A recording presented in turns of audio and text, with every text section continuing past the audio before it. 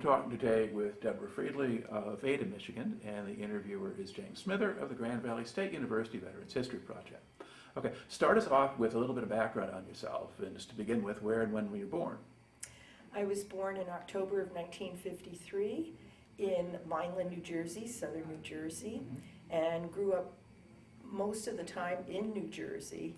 And then my mother divorced my father when I was 9 years old, and then she remarried when I was 12. Okay. And at that time, my stepfather was going to medical school in Philadelphia. So we moved to Philadelphia so he could finish up med school. And then from there, he decided, this was during the Vietnam War, so he decided to go into the Army as an Army doctor. And then we began to travel. So the first duty assignment for my stepdad was in Honolulu, Hawaii at Tripler Army Medical Center, and that was from 1968 to 69, so right at the height of the Vietnam War. All right. And where did you wind up going to high school? Well, I went to 4 different high schools, well actually 3. The first one was Camden High School in New Jersey for my freshman year, and then I went to Radford High School in Honolulu, Hawaii for my 10th grade. And while there, they were filming the movie Tora, Tora, Tora, which was about the bombing of Pearl Harbor it started World War II for us in the United States. And because our high school was right close to Pearl Harbor, we actually got to see them do the bombing sequence that day. So that was an interesting experience to go outside. The teachers realized they weren't going to be doing any teaching that day, so they let us go outside. And we got to look up, and all of a sudden we saw these Japanese planes coming over, which was a very interesting experience. So that was one of the things that we did. And then from there, for 1 year my dad was there, then we went to Germany. We went to Bad Kreuznach, Germany. He was with the 8th Infantry Division there, and that's where I finished high school at Bad Kreuznach American High School. It was a very small high school. There were 17 in my graduating class. And I was the oldest of 3 children, the only girl. And my parents at that time still had their 3-year assignment in Germany. They did not want to send me back alone to the United States to go to college. So I applied and was accepted at the University of Maryland, Munich, Germany campus. So my freshman and sophomore year, I went to the University of Maryland in Munich, Germany. And while I was there, it was the 1972 Summer Olympics. Got to go to a couple of them. And then one day they had to shut down. We were on the military base there for our classes. They had to shut down everything because that was when they had the shootout with those that had terrorists that had taken the Israeli athletes, and that the airport where that happened was not too far from where we were. So that was another historical event that I was part of. The Palestinians, I think they basically kidnapped the Israeli wrestling team or whatever, and they held hostage, and everybody died. I remember watching all of that stuff on television. And just the week prior, we had gone to some of the events, so that was, and then from there, because you could go to the first 2 years, then I had to transfer back to the United States, and I decided then to finish up my degree at the University of Maryland in College Park, Maryland, which is outside of Washington, D.C. And I was a psychology major, and then I decided to change majors when I got to the University of Maryland in College Park, and I got a teaching certificate for high school for German and social studies. Okay, so you've gotten reasonably good at German while you were out there. Pretty much so. Yeah, living in that community, at least if you get out of just the American world, you can pick it up pretty fast. Okay, so you do that. How do you wind up in the military? Well, that's the thing. I come from a history, my background of my family serving in the military. Of course, my stepdad in the Army. My father and his 3 brothers, my uncles, all served in the military during the Korean War. And then we had others in World War II and World War I. So I come from that. My younger brother, also served for 20 years in the United States Army. He was an infantry officer, airborne ranger. And then I had an uncle who was in the Vietnam War. So I just for me, it was a good fit. Okay. I wanted to do that, even though I was going to get a teaching certificate. Having been around the military, especially with my stepdad being an Army brat, Right. I decided to go ahead and try to apply to go into the Army after I graduated. And that was, I graduated in June of 1975 after 4 years of college. And they had at that time, women, they started letting them go into the college ROTC programs, Reserve Officer Training Corps for officers, around 1974, I think it was 72, 74. So I, of course, was a little late to do that. And then they didn't allow women go into the military academies until 1976. But they did have a direct commission program. Because what had happened was in 1973, after the Vietnam War, and because that was an unpopular war, they had decided to do away with where you would have to go into the military, the draft. The draft, yeah. And they decided then to do an all-volunteer force. So I was in that transitioning period of the all-volunteer force. So they had where you could go in as a direct commission. What you did is you basically applied through a recruiting command. I decided to apply through the Washington, D.C. District Recruiting Command. And they required several steps before you would be accepted. I had to fill out an application. I also had to have a physical training test. I had to have a physical, and then I also had to have various recommendations, and then I had to go before a board of officers who happened to all be Vietnam veterans. And one of the first questions they asked me as I was being interviewed is, what were my feelings about the Vietnam War? Because they knew that some college students had were against it, so they wondered if I had been part of those protests, and I had not. So I said, no, I'm from a proud military family, so following in the footsteps. And fortunately, they were able to go ahead. I passed everything, and so now I was then allowed to go into the Army. Okay. What did your family think of all this? They were fine with it. Okay. They were glad because of my stepdad being in the military, so they were fine with all of me doing that. Of course, you were a girl.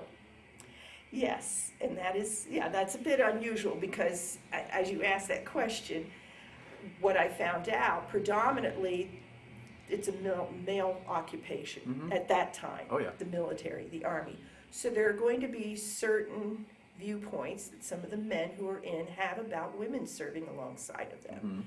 I had certain comments where some men said we didn't take women very seriously. We didn't think they would go. They would get too emotional. So I realized I had to work very hard to show that I could do the job and that I could gain their respect. It's sort of a lot of the experience of women in the 70s, 80s, and things stepping into jobs men did, where you had to do the job better than they did. Yes, exactly. That's exactly what I said. You had to work twice as hard as they did to show that you could do the job. And I did actually get some positive comments from some of my colleagues when I was stationed in Frankfurt, Germany, with the 302nd Army Security Agency Battalion. So I thought, gee, I've come. And I have one funny story. It's our executive officer, who was a major at the time in the battalion. He had to call me in to talk to me about something. Army Personnel Command came for a visit about your future in the Army, as well as your promotions. And I, at the time, got out as a captain, and I was on the list as captain to become a captain in 1 November of 1979. So I was, they went ahead and promoted me. I had the ceremony. My husband got to pin my captain bars on one side, while the 5th Corps commanding general, because our battalion was directly subordinate to 5th Corps at that time, and that was, I think, Lieutenant General Barry. And so I had this wonderful ceremony and went up and thought, okay, I'm now a captain. Well, as it turned out, when the personnel command came from Washington, D.C., they said, why are you wearing captain bars? And I said, well, I was promoted. And they looked and they talked and they discussed it, and they went back and they realized that somebody had put the wrong date. I was going to make captain, but they put the wrong date, and I I was promoted a little earlier. I wasn't supposed to be promoted and made captain until March of 1980, and here it was. And already a couple of months had gone by where I received captain's pay. Okay. So what they did is they went back and put their collective heads together back in Washington, D.C., and they sent us a note saying that we've decided since, at that time, Captain Friedli, I was already been in for two months, at captain's pay, we'll let her keep that, but then we will put her back to a first lieutenant, and she'll get the first lieutenant pay, but she can still retain the captain bars because we don't want the soldiers to think that she's been demoted. So the XO had to call me in to explain this, and I said, okay, sir, that sounds reasonable. And he had written a slip and I was in the S1 at that time. I was the S1 Personnel Adjutant Officer of the 302nd ASA Battalion. And so he had gone, and we were with the command section. So he'd written a note to the battalion commander, a lieutenant colonel, that the note said, because we had to move the thing, and he said, Lieutenant Captain Friedli took it like a man. Oh, well. So that was the thinking that, right. so in other words, I took it like a man. So. Now let's steer ourselves back around here in this story. So you basically get accepted, and do you go to officer candidate school? No. Or what do you do No, instead? it's a direct commission, Okay. so I'm directly then made a second lieutenant, Okay. commissioned in October, and then they were going to send me for what they call the 90-day wonder program, where you do your basic training. It would be basic officers training, and that was going to be at Fort McClellan, Alabama, with the Women's Army Corps. Okay. So I was then, for a small period of time, part of the Women's Army Corps with the training at Fort McClellan. I had all-female cadre to train us. You wore the Pallas Athena on your, and that's the one. Let's see if we can get her to show up here in the image. Yes, there she is. And that was because Athena was the goddess of war. So that was, and they have a very proud tradition in the Women's Army Corps, also known as the WACs. But they were all female cadre, and I learned how to shoot a rifle, the M16, which I had never handled any weapons before at all. And I got marksman, which was the minimum you had to get, so I was grateful for that, or I wouldn't have been able to go on with my training. And then we were there for about 3 months, and at the end of that 3 months, towards the end, when they knew you were going to successfully complete your basic officer training, then you got the opportunity to select 3 different branches of the Army that you would go into, and then you would end up wearing that insignia and be integrated within the ranks with the men. And you would no longer then be part of the Women's Army Corps. And my first request was, of the 3 that I chose, was military intelligence. I thought it would be a very interesting one to go into. I also wanted to go into the Army because I wanted to travel. And I also had my German, and I thought that might come in handy with military intelligence. Right. And at that time, women cannot go into combat arms, down into those units. So this was combat support military intelligence, so that's about as close as you were going to get. Right. And so then I was given my military intelligence insignia to wear. Upon completion at Fort McClellan, Alabama, with basic training, I then was sent to Fort Huachuca, Arizona, and that occurred from February of '76 through June of 1976 for military intelligence training with all officers. And I selected tactical strategic intelligence officer training. I was a 35 Alpha, was what my MOS, military occupational specialty, was. So that's when we got to learn all about things of military intelligence. And at that time, of course, it was the Cold War, and so the Soviet Union was the one we mainly learned about. And I remember doing a classified paper as one of my requirements in the military intelligence training on Soviet submarine warfare. And that was interesting. I learned out they have the largest fishing trawlers in the United States fleet, but they weren't doing fishing. They weren't fishing for fish. For information. Now you're doing this. Now you're doing this alongside men, right? All Yes, together. there were men and women together. Okay. We were together in the class. And what proportion of your group was women? I would say, well, let me see. There were about maybe 5 of us in the group, 5 or 6 total. Out of how many? I think we had, what was it, about 40, something like that, 30 or Okay. 40. So, yeah, predominantly men in Mhm. there that were going to this training. But what was interesting about that training is part of the training we received at that time, they told us that since we would be providing tactical intelligence to the battlefield commanders, they wanted us to understand what it was like to be on the battlefield and to be in these combat arms, such as infantry, artillery, tanks, Mhm. armor. So they had us train in those various areas. So we did some of that, which was really fascinating. And I remember I had to be, one exercise, we were going to do a frontal attack on a hill, defensive hill. And so we were going by armored personnel carriers, the old APCs they called them. And I was tasked to be the machine gunner on the armored personnel carrier. So I had to stand up on this little chair that was in there. Everybody went in to line up, and then I had to stand up, and they put an M60 machine gun in a 50. It was a 50 caliber slot, so the machine gun could traverse freely, and I had to be able to make sure I held it steady because you're out in Arizona in the high desert, and you're going up and down, so you're trying to hold on. And then this infantry officer, like he's everything you would imagine, very gruff. He decided to ride on the top of the APC next to me, and he said, "You better," when we got to the position where they were going to come out and assault the hill, we had to provide cover fire. And so I had all these rounds of M60 around my neck, and I had to pull the bolt back when I fired those one rounds and put the other one in. And I remember him saying to me, "If you do not go ahead and fire every last round, I'm going to make you run up the hill with the M60 machine guns." So that was one funny thing, and I was one of the few that my M60 machine gun did not jam. I was able to successfully fire all of it, so I was grateful for that.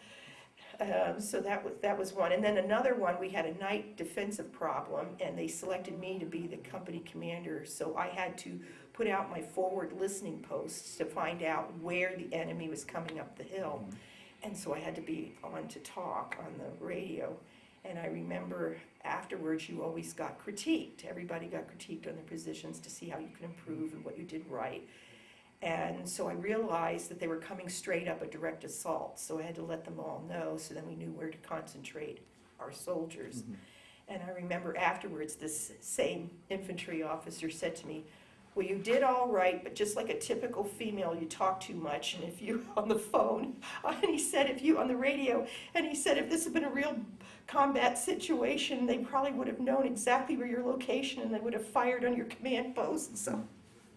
So I realized, okay, you just take those comments in stride, say, "Yes, sir, thank you for the input," and off you go. So that's what I did. Okay. Did you find any of this training really physically demanding, either in the original basic or when you're out in these field exercises?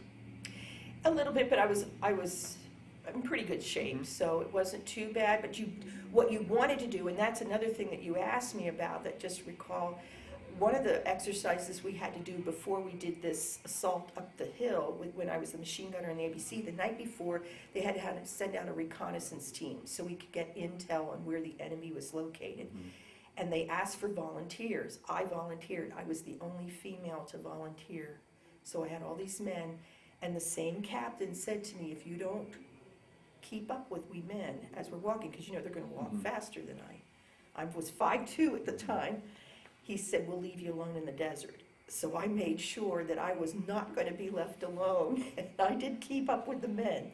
So that was another thing that, but yeah, it was interesting. We had to jump out of a low hovering helicopter to jump out with our M16 rifles, and that was one exercise we had to do at Fort Huachuca and a few other things. But yeah, they did have too, where the women, we did push-ups a little bit differently than the men did, so they still didn't have it where we were doing exactly the same. Yeah. But All right. So how long were you out there?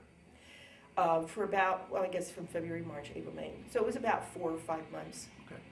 And once you complete that course, then what happens to you? Then you go what they call permanent party. Then you get your assignment. And I, at the time, had realized that I liked the area where I had gone to college, Washington, D.C. area. I had friends still at the University of Maryland, and I thought that it would be nice. I knew that Fort Meade, Maryland had military intelligence units, so I thought that would be the perfect assignment. So I asked for that, but they always talk about the needs of the Army coming first. So they did not put me at Fort Meade, Maryland, but they did put me in Maryland. They put me at Aberdeen Proving Ground, Maryland, on the Chesapeake shore. That happened to be advanced training units for ordnance and chemicals soldiers. And so my first job there, I rolled in, it was July 4th, 1976, the bicentennial, is when I went to Aberdeen Proving Ground, Maryland. And I lived in the bachelor officers' quarters. I was originally signed at first to an ordnance AIT unit company of 1st Battalion there, and I was the only female officer, or female, in that company. So AIT, is that the Advanced Individual Training for Yes. Enlisted Personnel? Yep. Yes, Okay. yes. And I can remember the first sergeant, the operations sergeant, and the company commander were all Vietnam veterans, and of course all men. And I remember going in for my first interview with the company commander, and the first thing out of his mouth was, can you coach football? Can you coach baseball? They had had a winning team there on the post from the previous executive officer whom I was replacing, and he was a male. So, and I said, well, no, sir, but I can learn. And he just, after he finished with me, just asking a couple questions, then he shook his head like, oh boy, we're in for it now. But they knew they were supposed to be accepting of me. Yes. So I went out of there saying, okay, Debbie, you're really going to have to work hard to show them you can do this. And I did end up helping with the football team and learning what I could. But the first thing I also did is when I went into the first sergeant and the operations sergeant, I let them know I am a second lieutenant, I am new, and I want to learn all I can. Please teach me so that I can become a better officer and soldier. And I told them too that I'm here to learn from you. So please, if I make any mistakes, let me know. That's the only way I'm going to learn.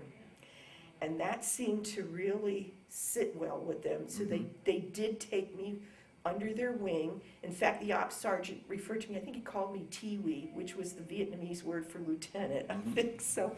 And they would invite me out for a beer afterwards, after work. So I thought, okay, I'm being accepted. So I was grateful for that. I really was. And I did that first job, and then they sent me over to the 2nd Battalion Head and Headquarters Company. And that was where I was also an executive officer, second lieutenant. And I went ahead there, and one of my jobs was to help run the 2 dining facilities, as well as some of the other duties. So you're not really being an intelligence officer yet? No, sir. And I did look for some MI units on the post, and there was one, and I did go to talk to them, but they had nothing available at that time. But they said, we'll keep your name in reserve, because normally you have 3 years when you're in an assignment for a permanent party, usually. So that's what I thought, okay, I'll just continue to do what I'm supposed to do. And then while I was at the headquarters and headquarters company, my company commander was a captain, had the opportunity to go on vacation for about a week. And he says, at that time I was not married yet, I was Lieutenant Gleisberg, that's my maiden name. And he said, I trust you. He said, I'm going to go take a vacation with my family. You're going to be the acting company commander. And so that first day, I ended up having to give out an Article 15 in the morning. That was a disciplinary action for one of our soldiers. And then the battalion commander had wanted me to come over to discuss something with me. I was pretty busy. By the time I got over to talk to him, he was not very happy that I had not come right away. So I got chewed out for that. That was on the first day of being an acting company commander, and then end of the day, I had to go over to the arms room to do an inventory of the armory. That was one of the other duties. And as I did, unfortunately, I got into a traffic accident at the intersection. It wasn't my fault. But that, and then finally they still brought me over so I could finish that. And then when I got back to the company, the first sergeant and the ops sergeant said, boy, Lieutenant Gleisberg, you had one heck of a day. They didn't use the word heck, but they said, sounds like you need a beer. afterwards. So that was my first. So that was just some of my interesting, but it was a good assignment, and it was while I was there I met my husband. We were in the bachelor officers' quarters. He was going to the ordnance officers' basic course. And so we met each other in February of 1977, and we were married 5 months later on the 2nd of July, 1977. So, What kind of policy did the Army have in place for that sort of thing? I guess you were the same rank, so yes. and not in the same In fact, unit. he's almost a year younger than I am, but we were both second lieutenants. Yeah. There wasn't anything wrong with that because Right. we weren't in the same units or Mhm. whatever, so that was all right. But you do, asking that question, when you decide to get married and you want to be assigned together, it's not easy to do that. Because if you do, where you want what they call a joint domicile, and that's what we requested, because my husband John was going to be going over to a nuclear weapons unit in Germany, in southern Germany. And I could not go there because they didn't allow women into the combat arms areas to be assigned. So they decided if we wanted joint domicile, they had to find a place for both of us as best they could. And that ended up being Frankfurt, Germany. And that's where we spent then 3 years there. And I was able to be in a military intelligence unit for the first time, because shortly after I arrived there in Frankfurt, Germany, I became a first lieutenant. My husband was still second lieutenant. He was assigned then to a support command there within the 5th Corps. So he was not doing down in a company, which is where he should have been, but they didn't. But it worked out for us, but it can be an issue. Plus the fact he's ordnance and I'm military intelligence. So what happened at the end of our 3 years in Frankfurt, he was going to be sent to his advanced officers training in Huntsville, Alabama, and I was going to be sent for my advanced military intelligence training back to Fort Huachuca. That's a 6-month training. So we would have been separated for 6 months, and then were we going to try again for a joint domicile, or would we try then to make sure we could get what we needed to check off what we needed for our career advancement?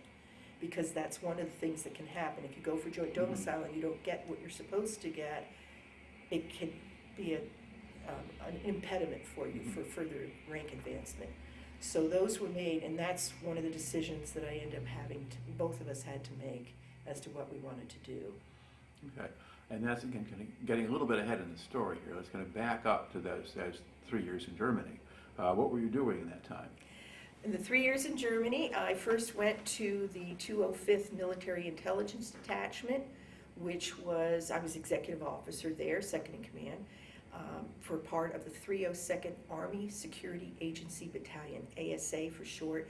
Then it's Signals Intelligence, and they're directly subordinate to 5th Corps in Frankfurt, IG Farben building, which was known as the Abrams building then. But I did that for a little bit. Then they had a need for an assistant S1, which is personnel officer adjutant, at the 302nd ASA Battalion in the Abrams building. So they had me come up to fill that position. It had been the assistant S1 prior to that. He was a male, but I was coming in as a female at that, and then I had a male captain who was directly over me, who was the S1. And then I went up there to be with the command section, and I did that, and that's where then I was a first lieutenant and then a made junior captain. And after the S1 left, was then transferred, they decided to move me up to be the S1. So then I took over that position, and so my duties, were to take the personnel of all the soldiers to make sure they any issues they had, that we addressed those and took care of those. Also, for any military occupational specialties that we brought in, like interpreters and translators, because signals intelligence, you listen to conversations by Russians and Poles and the East Germans and those kinds of things. And we had a listening post and all within the battalion. So it was a really interesting time. It was during the Cold War, but I did not directly do intelligence work other than through this battalion. But it was still interesting work, and then of course they always tell you needs of the Army. And I did look for some other maybe possible jobs. I looked at a psychological operations unit there in the Abrams building. They were going to go ahead and accept me into their program, which would have been interesting, but my battalion commander felt that he really needed me to stay in the battalion. So I guess in one case that was good because he trusted me enough to know, but then at the other, so that's in a nutshell. But I remember, for me, very satisfied being able to take care of the soldiers and make sure that their needs were met and what they had to do for their job. What sorts of problems or issues came up for them? What kinds of problems did you have to fix? Well, I guess perhaps if they wanted to get married, could they have their spouse come over with children, that kind of thing. Most of that, might have been some of that, some of those issues, perhaps with pay or something to that. So anything they might need some help with, we could be there to do that for them. So that was pretty much it. That. Yeah. And just what was life in Germany like for you? Oh, it was great. I mean, I'd been there 4 years prior when I was there, in high school and then my first 2 years of college. So that was wonderful. It was great now that I had my husband and we could see parts of Germany. Plus my husband, originally his family's from Switzerland, so we had the opportunity to travel down there. So we got some traveling in as well as that. And then just being military, American military forces in Germany was interesting. So. Okay. Of course, now, sort of late 70s, the Army is in its kind of post-Vietnam phase. I know that in some areas, in some kinds of units, morale was a problem, and there were other issues. Because you were with the intelligence unit, and that may be a little bit different. But how would you characterize morale among the troops that you had contact with? The ones that I had, for the most part, it was good, because they were dealing with intelligence. It was an interesting field. And so they were being utilized in those ways. So we weren't in some, like an infantry unit or something like where there might be some issues. I mean, we always knew, because it was during the Soviet era, they thought that if the Soviet Union did attack, they'd come through what we call the Fulda Gap in Germany.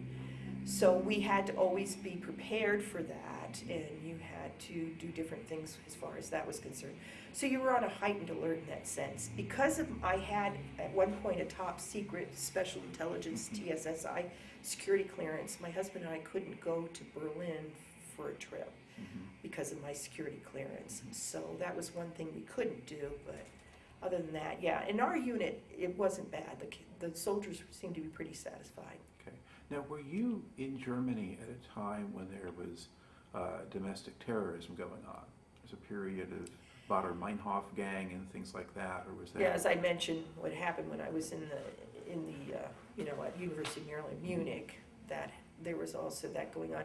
There was the chance of that happening, so we were always on the alert.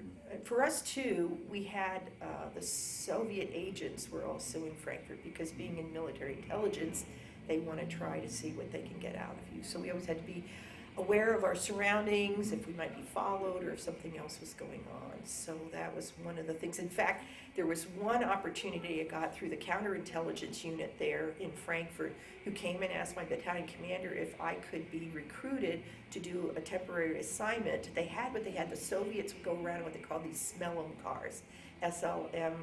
It was a special car they would go around. They would follow certain soldiers, and they would do different things just to see. So our assignment was to follow that car to find and then annotate things. But my battalion commander said no, he needed me, so I didn't get to do. So I would have had some CI thing, but that was. But as far as you were talking about with Baader-Meinhof, there was that. But then later on, after I got out of the Army, and I know we haven't discussed that yet, but when my husband was reassigned for a nuclear weapons unit back in 1988 to 1990. We were with British forces, and that was the time they were having trouble with the Irish Republican Army. And so they had to be very careful when any cars went on, that they had to check underneath to make sure there weren't any bombs underneath the car or anything like that. So I can remember one time the British ladies, we would gone out, the British officers' wives, we'd gone out for a restaurant to eat. And I can remember that before they got in the car, because we were in Munster, that was the name of the town, they said, Debbie, you're the only one wearing slacks. Could you get down and check under the cars and make sure we don't have any bombs? Because they were the British forces, and of course they were targets. So that was that, but that was a different time, not while I was active duty. All right. So I guess where you were heading in the story was once you kind of got to the end of that time in Germany, where do you go next? Do you then make a decision about staying in the Army or leaving? Yes. And we decided, my husband and I sat down, and we decided that we really wanted to be together as a married couple. We also were planning to eventually have a family. And that's the other thing that you can run into that can be a problem, is if you're both active duty and have to be assigned, then you have to make provisions for your child or children to stay with someone. And we didn't want that to happen. So I realized I'll go ahead and resign my commission, which I did. And that way I could then get out and become what they call the camp follower. Right. I would become, and that was the hard part, because when I was in the Army, I was my own person in the sense that I had an identity as an officer with a job that was interesting, working with other men and women at that point. And now I would become a dependent. So I used to jokingly say it's like I went from having a brain to no brain. And I know that wasn't a very good thing to say, but it felt that way at times, because now all of a sudden it was a whole different. So it took a little time to get used to that, but then I realized it wasn't so bad because it's what I made of it. Yeah. And I did that, but we decided we wanted to do that. So I then resigned my commission so I would not get orders to go to Fort Huachuca, Arizona. And then John and we ended up going to Huntsville, Alabama, where he did training, and then he got the opportunity to do explosive ordnance disposal, EOD bomb disposal. And so he went for that training up in the Washington, D.C. area, and then we were stationed at Fort Carson, Colorado after that, so for his bomb disposal. And that was an interesting job, but I know. Yeah. And how long were you there? How long were you at Fort Carson? 3 years. Okay. Now, you were mentioning you eventually got back to Europe again. Yes. We after Fort Carson, my husband had training with industry for 1 year in Los Angeles, California, and then after that, at the end of that assignment, we realized we were going to have our first and only child, our son Adam. And so then my husband was stationed at Rock Island Arsenal, the Quad Cities on the Mississippi River. And we lived on the Iowa side, and Adam was born in Davenport, Iowa. And then in 1988, then we were assigned to the British forces, which was really fascinating, in Munster, Germany, and that was 1988 to 90. So Adam was 2.5 when we went to Germany. And that's also a period of time when the communist bloc is starting to have trouble. Yes. And so what do you recall about that? First of all, you never thought, back when we were in the military at the height of the Cold War, we never thought that would happen. It was always a dream and a hope.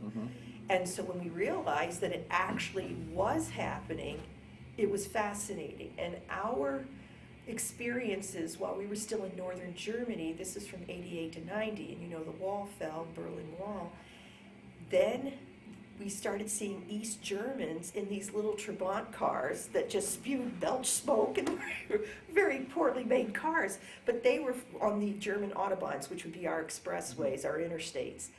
And I can remember passing one time, and they're just waving at everybody, going very slowly on these Autobahns. And they were just all excited. And I think they called that the honeymoon phase, because we had some dear friends we made, German friends, while we were there, Klaus and Martina, who lived in Munster, Germany. We're still friends with them.